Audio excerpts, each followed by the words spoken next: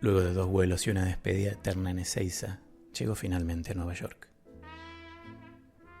Al salir del New York Airport de LaGuardia, tomo el autobús a Manhattan y llego al Harlem puertorriqueño. Me miran con sus jeans bajos y camisetas sin mangas, luciendo tatuajes y calzones. Tiemblo. Tengo todos mis ahorros, discos de backup, mi vida entera, y me miran. Tal vez porque llevo valijas, mochilas y campera de invierno con 35 grados y sol radiante. Espero otro autobús, sin saber que unos meses después no solo viviría en Harlem, sino que un tiempo, unos años después, me casaría con una puertorriqueña. Con mucho esfuerzo y más miradas, cargo todo en el M103 que me lleva hasta la 68 y Lexington. Ni bien bajo, a una valija se le rompe la manija y una rueda. Con la lengua afuera voy en subida hasta la casa de Andrés. Se cruza una persona sin techo con todas sus pertenencias en un carrito, pero va en bajada, por eso se sonríe. Se van las horas y los días y los años cuando me toca caminar entre avenidas. Ay, Nueva York, hasta siento que ya me gradué del máster. Llego a la casa con el último respiro y me recibe el doorman cubano, que no despega los ojos de mis valijas. ¿Pero qué llevas ahí, chico? ¿Hay Shaquille O'Neal?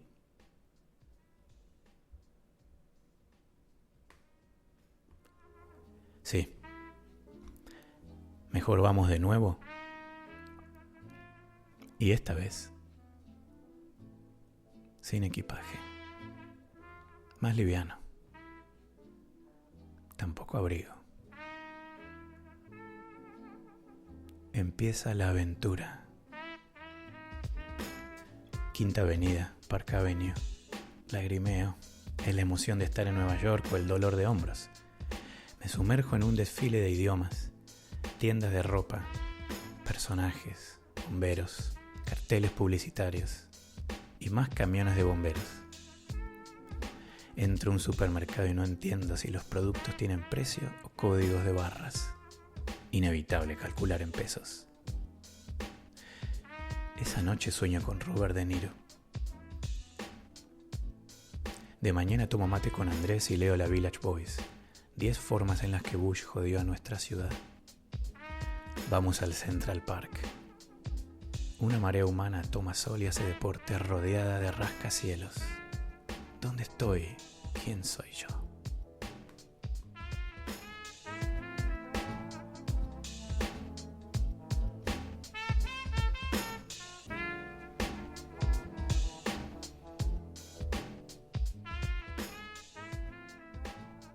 Paseamos por la ciudad. Me miran de nuevo, pero esta vez por la Vespa de Andrés. Moto roja, luces blancas, recuerdos del Monumental.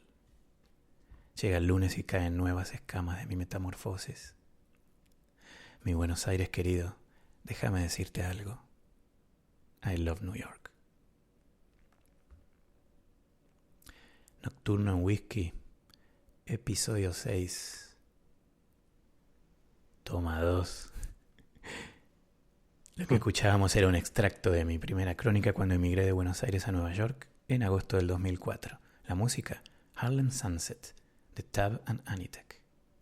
Fernando Ruiz Lorenzo, artista plástico, escritor, activista, docente y amigo. Bienvenido. ¿Cómo estás? Muy bien, muy bien. Gracias por la invitación. ¿Seguro? Sí. Quería ir directo a la pulpa de esta conversación porque vengo soñando con esta noche hace semanas, ya que este es uno de mis temas favoritos. ¿Cómo fue criarse en Nueva York, nada menos que en esas décadas infames de los 80s y 90s? Con lo malo y todo lo bueno que pasaba. Sí. Pues yo nací en Nueva York en enero 21 del 1978, en un barrio que se llama Washington Heights. El Alto Manhattan empieza como en la 155 y termina en las calles 200. Y mi familia se mudó ahí en los 1960. Viví ahí hasta que tenía 4 años y después nos mudamos a un barrio que se llama Highbridge en el Bronx, que está al ladito del estadio de los Yankees. Eh, el Alto ¿El, Manhattan, el sí, viejo o el nuevo perdón, estadio? no, el viejo estadio. Claro, Y también el nuevo está está hasta más cerca, cerca totalmente. del edificio de mi madre. Y, y digo que Nueva York en esos tiempos, en los 70s y los 80s, era exactamente como la descripción que diste. Eh, eh, Habían todas clases de culturas, caribeños de todas clases. En el Alto Manhattan teníamos griegos, judíos, eh, eh, cubanos, puertorriqueños, eh, dominicanos, de todas clases. Y cuando llegué al Bronx era lo mismo. Y compartimos nuestra música, eh, el arte, eh, las comidas. Y es una ciudad internacional. Y el barrio mío era eso mismo, el Bronx, el oeste del Bronx, suroeste del Bronx. ¿Se merece el Bronx Eh, la fama que tiene? Seguro. El Bronx el Bronx es la cuna de la cultura de Nueva York. Es donde empezó la cultura del hip hop en agosto 11 de 1973 con Kool Herc, en un barrio que solamente está a 2 o 3 cuadras norte de Highbridge, de donde me crié. Y también es el condado de la salsa, ¿verdad? Donde todos los músicos de la diáspora caribeña llegaron y todos esos sonidos se mezclaron. Era una fusión de sonidos y de culturas. ¿Y la mala Y fama? la ¿Tuviste, mala fama. tuviste momentos difíciles o situaciones de seguridad peligrosas cuando la policía se empezó a poner mucho más dura? Sí, sí, digo, eh, los tiempos que estamos pasando ahora en los Estados Unidos empezaron en Nueva York en los 70s, los 60s, en los 80s y los 90s. Y yo viví en un barrio donde la presencia de la policía era muy fuerte. Eh, y el alcalde de Nueva York era Giuliani en esos tiempos. Ah, La y famosa tolerancia cero. no, sí, sí, y los policías te paraban por cualquier cosa. A mí me pararon más de 15 veces en mi vida, eh, al frente de mi madre, al frente de mi familia. Eh, Tuve muchos momentos que creía que no iba a sobrevivir. Eh, y digo que hasta con el arte me llegué a puntos que tuve que parar de pintar porque los policías eran muy agresivos. ¿Te Ah, referís a vos pintabas en la calle? sí, cuando era pequeño, pintaba en la calle, a los 11, 12 años, nosotros todos, eh, era tradición en el Bronx, escribir en una pared con su firma o lo que se llama un tag. Ujú. Y teníamos un grupo y nosotros practicábamos diferentes formas de letras, todas diferentes formas de usar la pintura, de aerosol. Am, Te digo que éramos artistas a una edad temprana, pero artistas que todas las noches o las mañanas, tempranito en la mañana, salíamos a veces a escribir y, y habían sus castigos con este arte. ¿Eh? Ah, pues sí, pero Nueva York en los 70s y los 80s era caótico. Era una ciudad que si uno salía, uno tenía a veces miedo salir, porque si tenías un par de tenis, te los quitaban. Claro. si tenías pintura y eras artista y decidías ir al- a los túneles de los trenes, te quitaban la pintura. Eso Con es, suerte era, pasaba solo eso. sí, con suerte. Digo, ¿Crees que hay verdadera transformación en la policía de Nueva York comparado esa época con estos últimos años? O dentro de todo, está todo este debate de hay malas manzanas, es un tema sistémico. ¿Cómo ves la transformación de la seguridad en Nueva York de los últimos 20 años? am, creo que en los barrios de bajos ingresos las cosas no han cambiado. Digo que yo visito a mi mamá cada dos semanas y cuando voy ahí, muchos de los muchachos sufren de los mismos problemas que nosotros sufrimos. Y la presencia de la policía está bien fuerte, especialmente ahora por la pandemia y las protestas.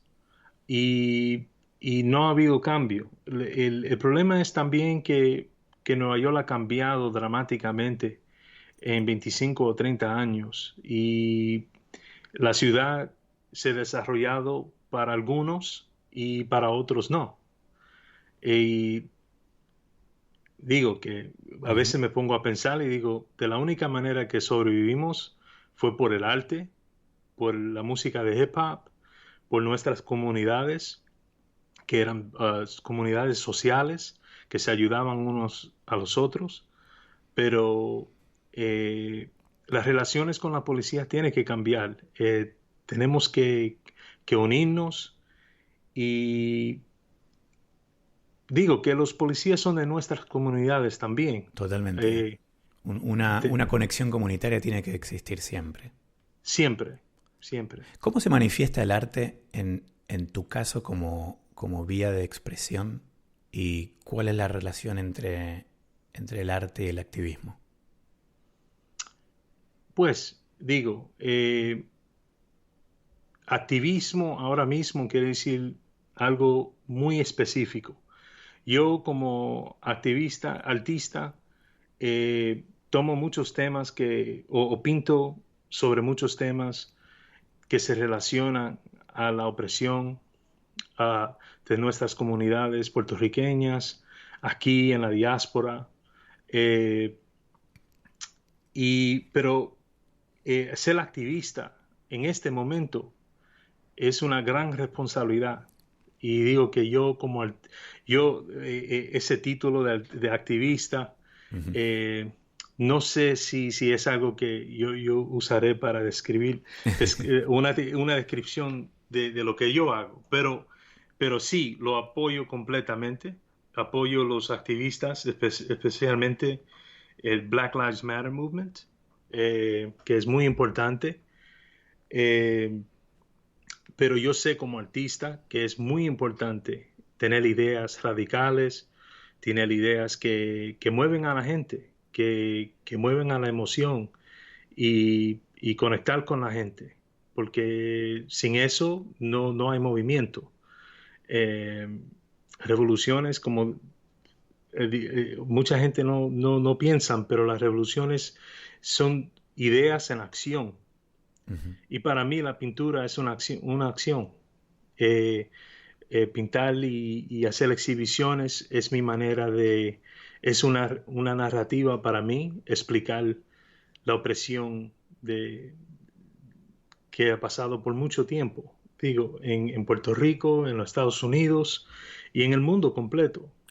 Háblame del graffiti como arte y qué rol juega en Nueva York, que me parece que hay mucho en común entre la ciudad, las personas y el graffiti.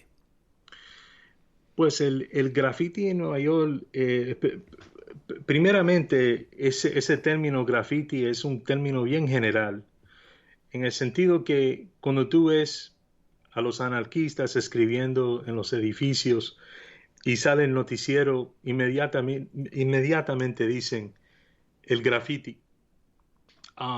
Es graffiti político, pero el graffiti de Nueva York es específicamente una cultura de aerosol, una cultura es una comunidad que ha desarrollado un estilo de pintar, de letras y, y todo el mundo se conoce y muchos de los estilos que se desarrollaron que ahora son muy populares mundial, se desarrollaron aquí con el movimiento de los trenes.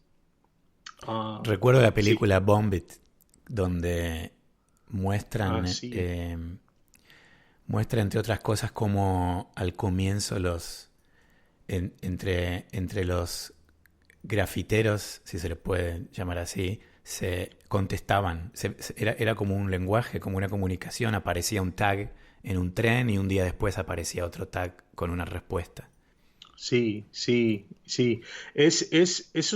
Tiene mucho que ver con las culturas de la ciudad, porque es como lo dicen, call and response, llamar y responder.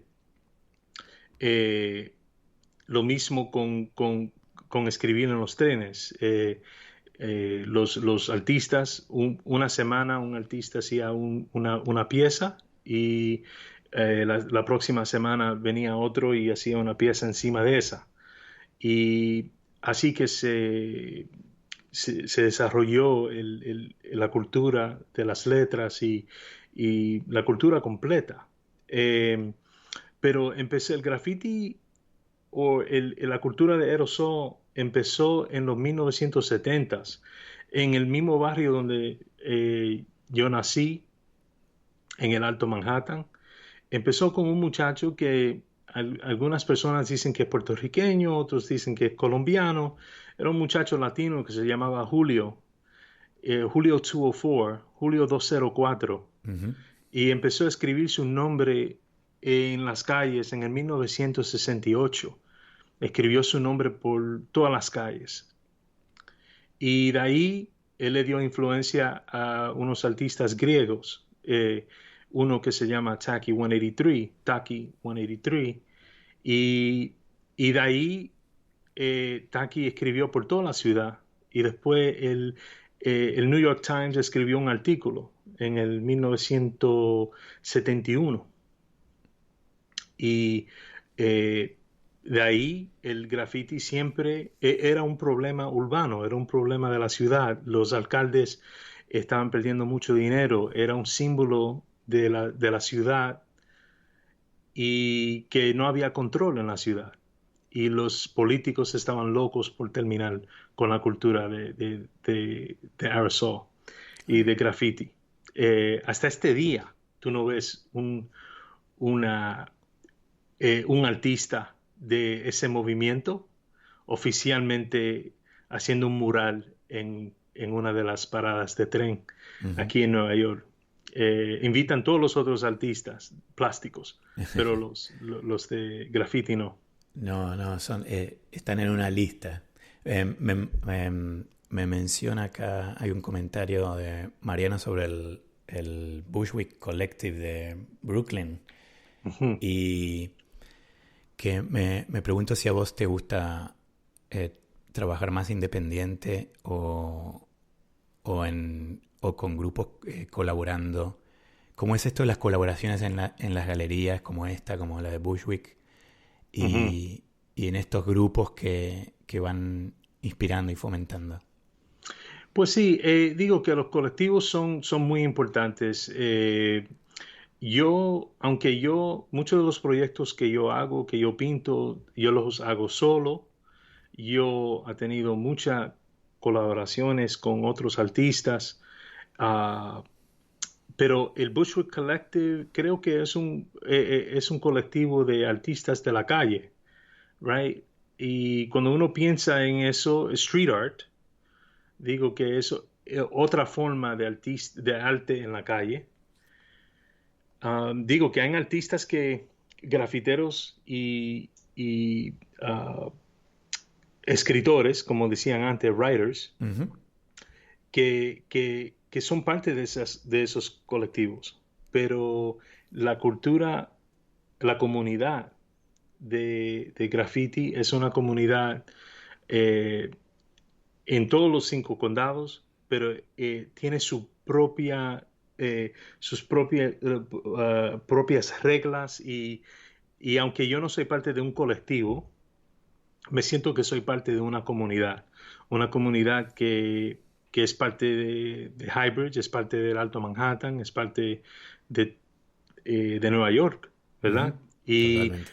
Y aunque yo no pinto mucho en las calles, voy a todas las exhibiciones, todos digo que nos respaldamos, siempre vamos a nuestras aperturas y hay un respeto ahí, porque conocemos que venimos de una sociedad donde no nos quería y ahora es una cultura global. Totalmente. Eh, sí, Te invito, Fernando, a tomar algo. sí, Ya estamos en ¿cómo 20 no? minutos y todavía con la garganta seca y hoy hicimos un pacto que vamos a tomar ron. Eh, Sí, Contame qué tenés ahí. tengo ron del barrilito, 3 estrellas, a las Es, rocas.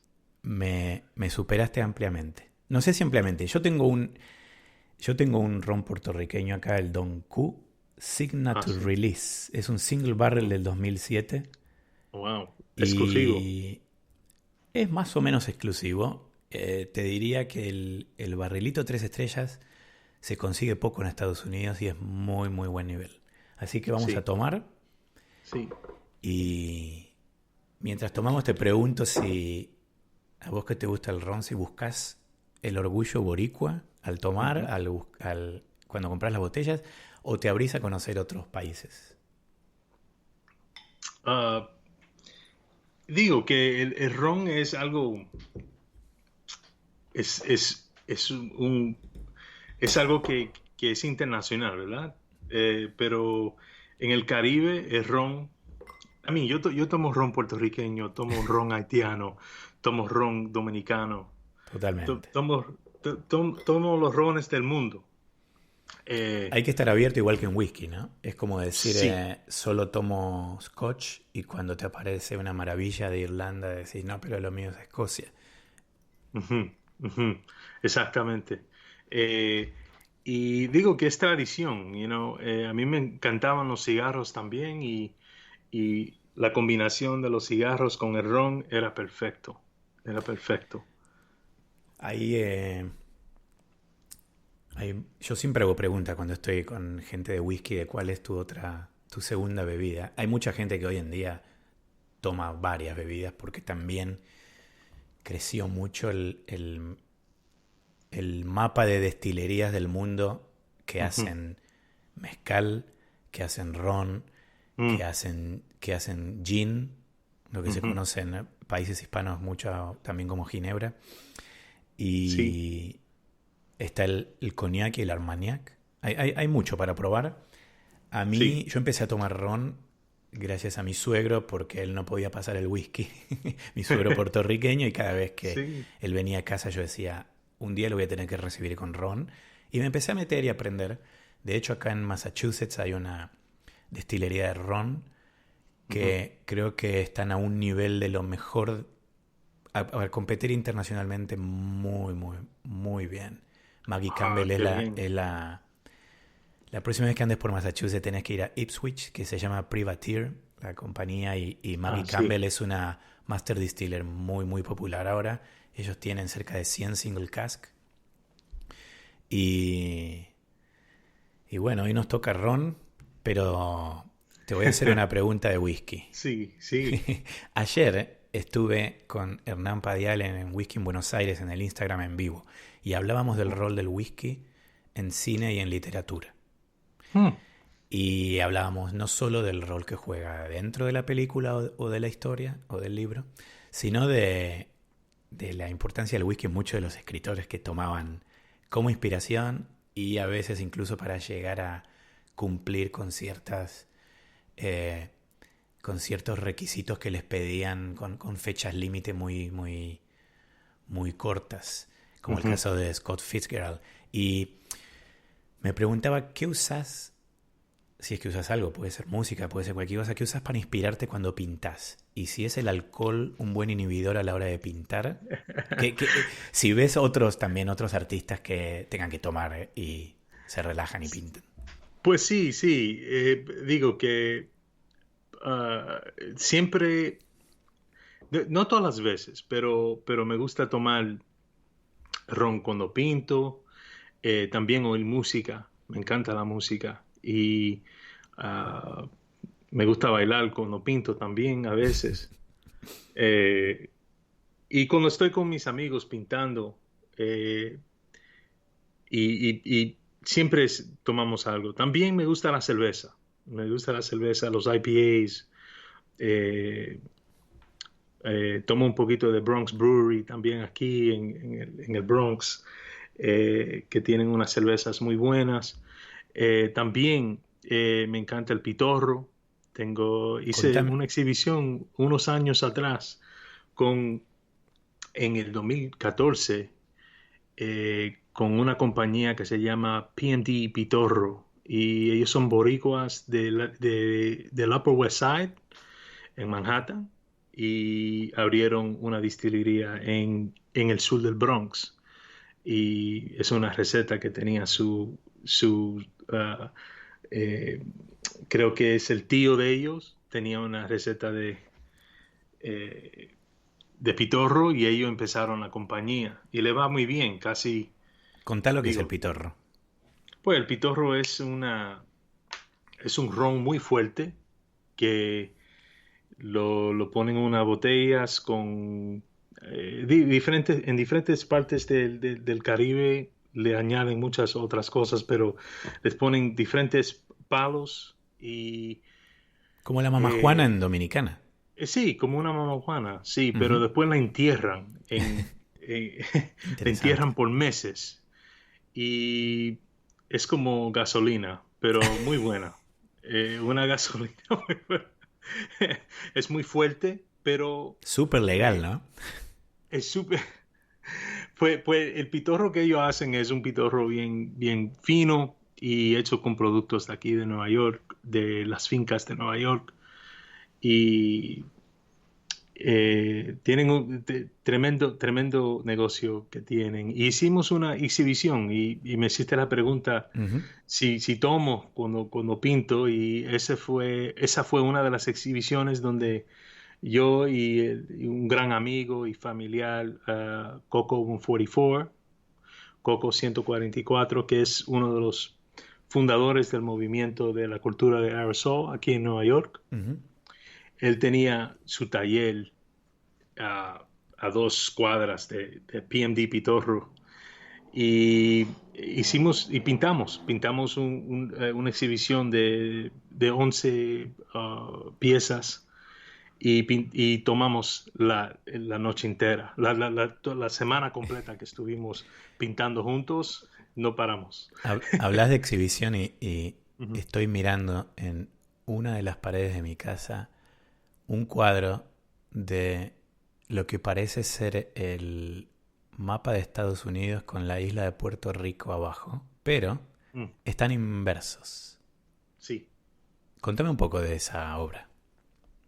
Pues la obra que Podríamos tienes ahí, compartirla, podríamos compartirla tal vez mañana en las redes sociales para que vean de qué se sí, trata. sí, fuera muy bueno, sí. Es una obra que pinté en el 2015 y llegué a estrenar en una galería comunitaria, un restaurante, o una barra que se llamaba Camaradas del Barrio, Lo donde conozco muchos muy bien. artistas, Ahí he sí, ido cuando tocó una vez Bobito, ¿correcto? también, Bobito sí, García, sí, maestro. exactamente, el maestro.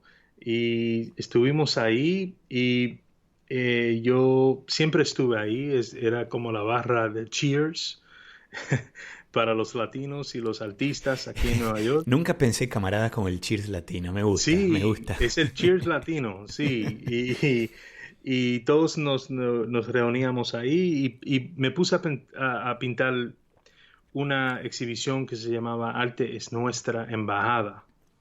Y empecé a pintar estos cuadros en negros, en acrílico y pintura de aerosol. Y Que es la misma exhibición que llegó acá a Boston, ¿no?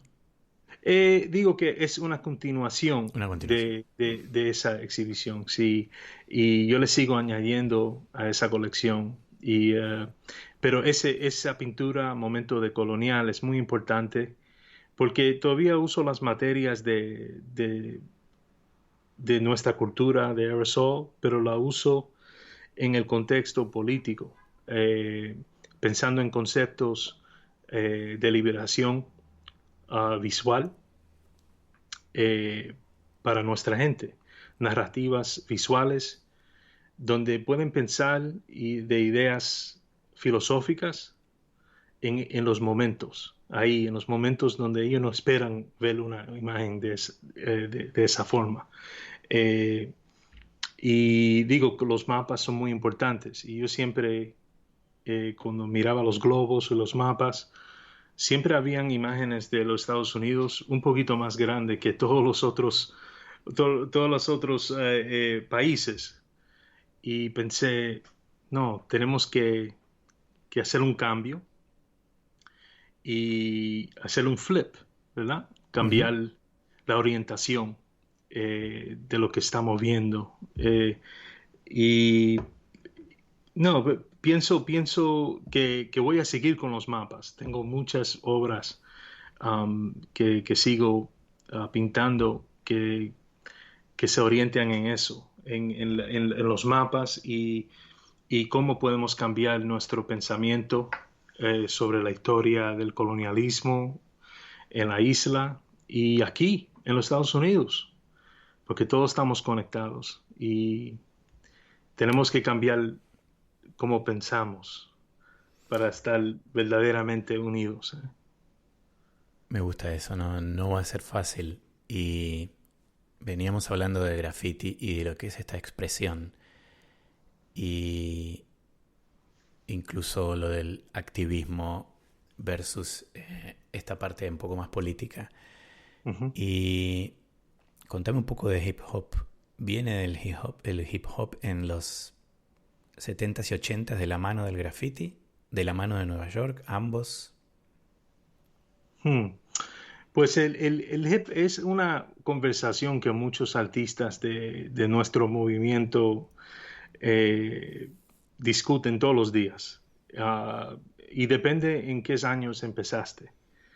Eh, Digo que en los 1970s, Julio 204 eh, y Coco 144 y Taki 183 y Phase 2, todos ellos empezaron en una época donde oían todas clases de músicas y muchos de ellos no eran, oían música que, que le dio influencia a la cultura de hip hop, pero la generación mía fue la generación de hip hop. Digo, yo nací en el 78 y ya para los 80 el hip hop se desarrolló y se hizo internacional. Eh, es una cultura, digo que el writing o aerosol culture, la cultura de aerosol, es parte del hip hop, pero existió antes del hip hop. Y también Kool Herc era grafitero o escribía en paredes también, antes eh, de inventar el ritmo de hip hop en el 73. Mis Ah, favoritos que- salen de Nueva York. ¿Cuáles son? Tribal Quest, Ah, sí, Linden Boulevard, es Wu-Tang, Queens, Beastie Boys, Wu-Tang. Digable Planets. Wow. Pues, Estas bandas que tienen también como un poco de... No sé si llamarlo precisamente jazz, pero mm, tienen este uso de los de vientos y de instrumentos y ujú. y de guitarras de una manera que es como un poco más suave, me parece, como que no tiene por qué ser suave las letras, ¿no? Pero ese es un estilo con el cual yo siempre me sentí identificado. Hoy en día me cuesta un poco más escuchar hip hop. Sí me llega mucho Kendrick Lamar. Kendrick es tremendo, Pero me cuesta un poco más artista. otros que tal vez debería dejar de pelearme con mi hijo y hacerle caso y escuchar un poco más a los nuevos artistas. Pues sí, no, el hip hop es tremendo. Digo, todos los grupos que mencionaste son grupos tremendos. Tribe Called Quest es un grupo que cuando oyes la música de ellos, oye la música de jazz y oye todos los ritmos que de nuestros antepasados. Eh, es la música de hip hop no existiera si no fuera por toda la música que vino antes. Totalmente. Y así es con nuestra cultura de hip hop. Y digo que también hay muchos grafiteros que cuando oyen la música de hip hop dicen, no, todos son expresiones de una de las otras. Digo que cuando uno pinta en un tren es como pintar o es como escribir una canción. Cuando escribes una canción es como bailar como un b-boy y, y, y competir bailando. Lo mismo con el DJ. Si no fuera por el DJ, los ritmos no existieran. Ah, ¿Cuál era tu favorito de cuando eras adolescente? Si puedes mencionar una o dos bandas o artistas y cuáles te gusta más ahora. pues yo como también me crié ah, escribiendo música también de hip hop. Eh, yo siempre pensé que iba a ser un MC también.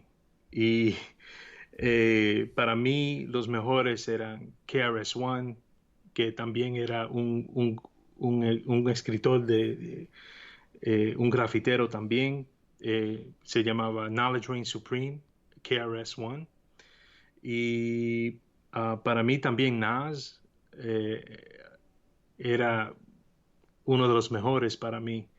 Pero también Rakim. Eh, Rakim era uno de los ídolos míos cuando yo era pequeño. Pero tuve muchas influencias. Oía a Run DMC, también Run a DMC. Los Beastie Boys que mi hermano me regaló cuando yo tenía 7 u 8 años, un disco, License to Ill, by the Beastie Boys. Y, y yo lo tocaba todos los días. Era tremendo, tremendo disco. Ah, ¿Y de hoy? y de hoy, man. ¿O Em, preferís escuchar música de yo, otras décadas? yo oigo música de otras décadas, pero, man, hay tantos, pero Kendrick me encanta. Ah, la canción The Black of the Berry, tremendo, es muy fuerte. Section 80 es tremendo disco. Me encantan los raperos de- del West Coast, tú sabes, del occidente. Y viví también en California por 2 años. Me encanta oír la música de ellos porque es música realística. No, que la música de Nueva York ha cambiado mucho. Eh, Como la eh, ciudad, ¿no? Como la ciudad, sí, la música ha cambiado y los artistas son un poquito más globales, no son tan locales como antes. Pero los artistas del West Coast se mantienen en sus comunidades, aunque pueden tener fama mundial, pero siempre tienen como cuentos que son de su comunidad. Como el cuento tuyo al empezar, que me encantó su cuento, la narrativa de tú llegar a Nueva York, que creo que es un cuento que está como inspirado por Borges, ¿eh? Un cuento metafísico ahí. Te diría que esa fue la primera de muchas que estuve escribiendo cuando estuve estudiando en Nueva York en mi primer semestre. Y al día de hoy en el website Catador Itinerante donde escribo sobre whisky, siempre me gusta meter alguna crónica. Creo que es una buena manera de hacer el tag. El tag. Pues sí, sí. Yo digo que a mí me encanta la intersección de la narrativa, el arte, eh, la música. Todo está conectado. Es muy importante. Yo llegué a ir a la universidad y estudié literatura y cuando escribía mis discos siempre habían referencias ahí a escritores. Totalmente. Ese me pareció también, sí, ese justo ayer que yo hablaba de cine y de golpe me empezaron a hacer preguntas sobre literatura y creo que está todo muy conectado. También, sí, el Y, cine también. Ah, y ¿Qué bueno, fuera el cine sin música y sin arte y sin todo? El cine es, como dicen, the seventh art, y Nueva ¿verdad? York siempre inspirándonos, en sus buenos y en Siempre. sus malos momentos. Nueva York sigue siendo Nueva York. Sí, siempre. Fernando, se nos está Sí. acabando.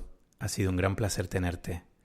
Oh, igualmente, Siempre igualmente, da muchas para más, gracias. siempre da para más. La próxima va a tener que ser personalmente. Ojalá que esta pandemia se acabe pronto.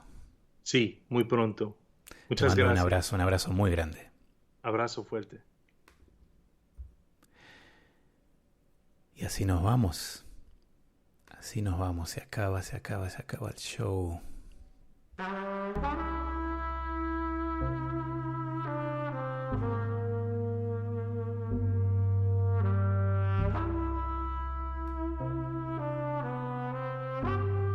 Como se está haciendo costumbre, con la maravillosa música de Joe Foley para Nocturno Whisky.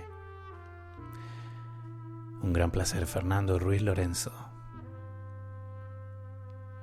Este viernes a las 16 horas de Colombia, 18 de Argentina y 23 de España, mañana, en vivo por YouTube por primera vez. Finalmente nos veremos el rostro en una cata virtual con el genial David Blackmore, embajador global de marca para Glenmorangie y Ardbeg. Voy a tener invitados súper especiales: Andrés Sánchez del Whisky Malt Colombia, Vero Tomagelli, la dama del whisky, que ya conocieron en el episodio 3 de Nocturno Whisky. Y atención que va a estar Manu Iturregui desde su notable Residence Café de Bilbao, que finalmente parece que reabre post-COVID.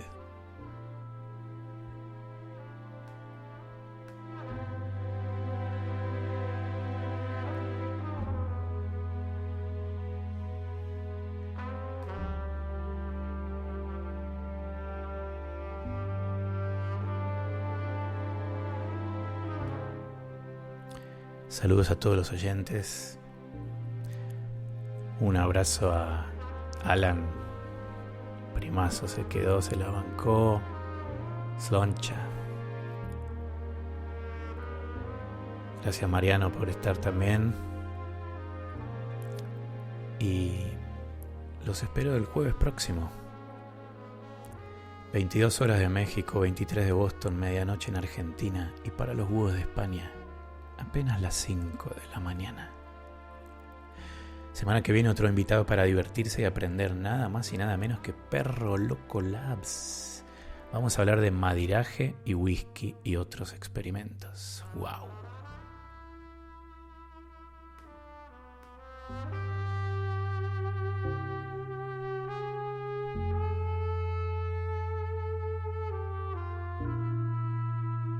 Gracias por escuchar Nocturno Whisky.